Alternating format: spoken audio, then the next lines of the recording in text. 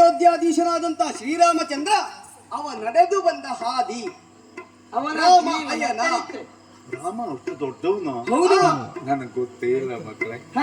ರಾಮ ಅಷ್ಟು ದೊಡ್ಡವ, ಖಂಡಿತ ಹೌದು. ಅವನ ಜೀವನ ಕತೆ ಯಾರು ಬರೆದ್ರು? ನಮ್ಮ ಗುರುಗಳಾದಂತ ವಾಲ್ಮೀಕಿ ಮಹರ್ಷಿಗಳು